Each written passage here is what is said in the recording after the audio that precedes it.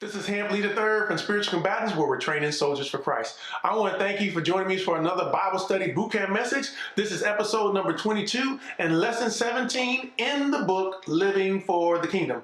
And Living for the Kingdom provides 115 lessons based on the commands of Jesus, and this is in fulfillment of the Great Commission in Matthew 28:18-20. And so through this video series, it is geared to teach you how to study the Bible while we begin to focus on the exact scriptures and the exact teachings that Jesus gave us to be able to teach others to observe. And so as a great commandment, making a great commission, making disciples. And so I also taught, I have this book holded up, but also through this Bible Study Bootcamp series, we also use the book called the Bible Study Blueprint. And so the Bible Study Blueprint provides 4 ways to study scriptures. And through this study, we use the passage study and the word study. And those are in the beginning videos, and you can check that out on Facebook or as well as our YouTube channel as well. So today in lesson 17, we're talking about adultery and lust. And adultery and lust, and this will kind of also go into divorce, but I won't cover those scriptures today. I'll mainly focus on Matthew 5:27-30. So let's get right into it. You have heard that it has been said by them of old time, thou shalt not commit adultery. But I say unto you that whosoever looketh on a woman to lust after her have committed adultery with her already in his heart. And if thy right hand offend thee, pluck it out and cast it from thee. For it is profitable for thee that one of thy members should perish, and not thy whole body should be cast into hell. And if thy right hand offend thee, cut it off and cast it from thee. For it is profitable for thee that one of thy members perish, and not thy whole body should be cast into hell. So in question number 1, it says, when Jesus told the disciples, ye have heard that has been said of old time, what was he referring to? And I have 2 scriptures from Exodus and Deuteronomy. And so in Exodus 20:14, he says, thou shalt not commit adultery. And in Deuteronomy 5:18, neither shalt thou commit adultery. And in question number 2, it says, look up adultery and lust in the Bible dictionary. And so looking up adultery and lust, I looked it up in Easton Dictionary, and it meant like conjugal infidelity. An adulterer was a man who had illicit intercourse with a married woman or a betrothed woman, like someone that's engaged, and such a woman was an adulteress. And lust is a sinful longing, the inward sin that leads to the falling away from God.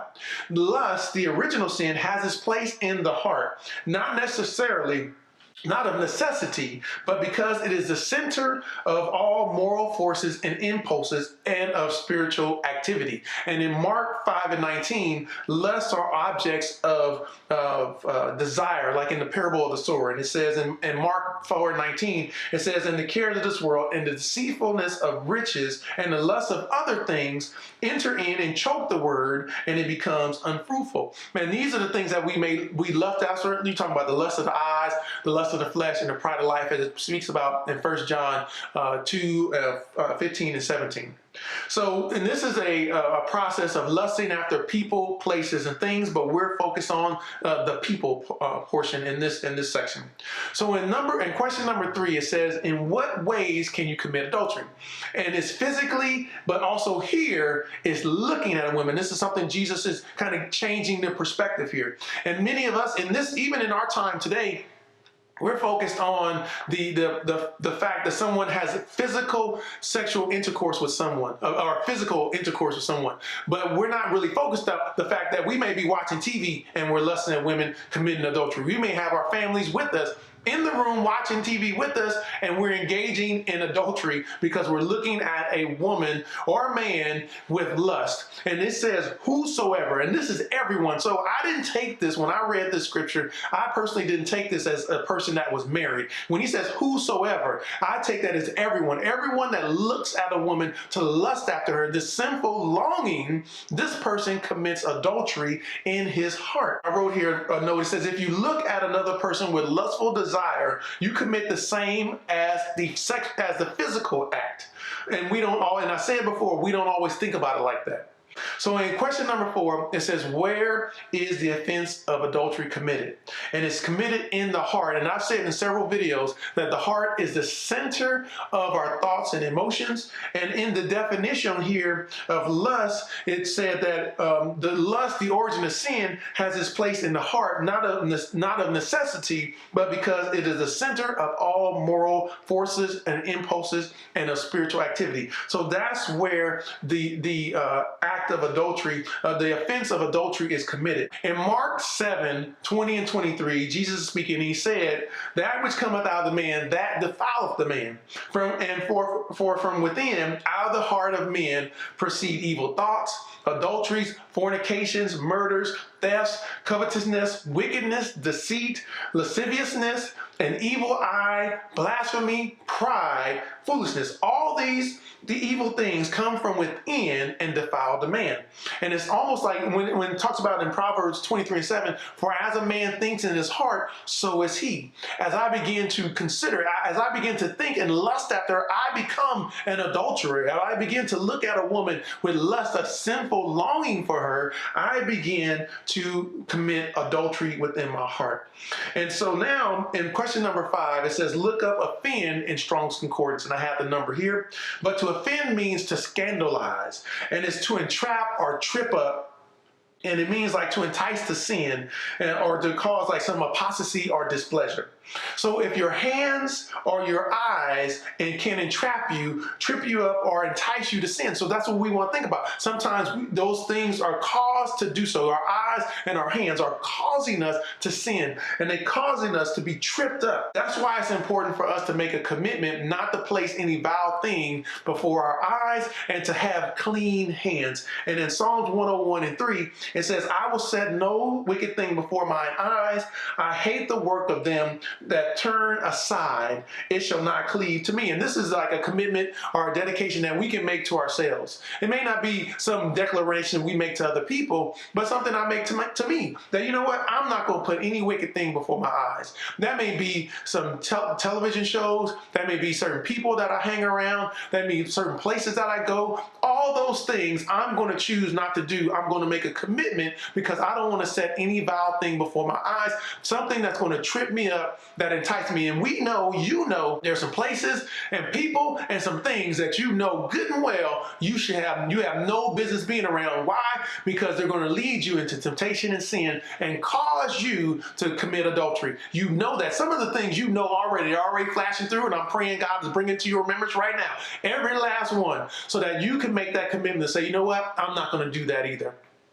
And then in Psalm 24:3 and 4, it says here, who shall ascend to the hill of the Lord, or who shall stand in his holy place? He that have clean hands and a pure heart, who have not lifted up his soul unto vanity, nor sworn deceitfully. So who can ascend? Who can be in his presence? These people have clean hands. I'm not putting my hands to do anything evil.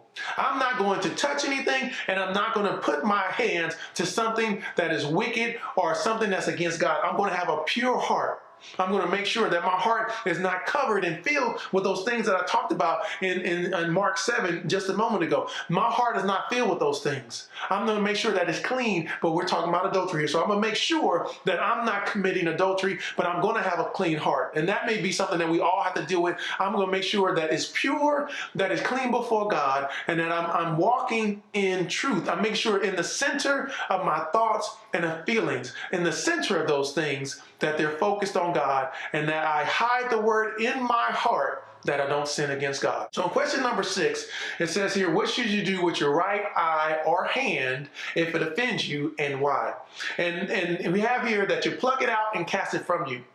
And let me read these 2 verses again. It says in Matthew 5:29, and if thy right eye offend thee, pluck it out and cast it from thee, for it is profitable for thee that one of thy members should perish, and not thy whole body should be cast in hell.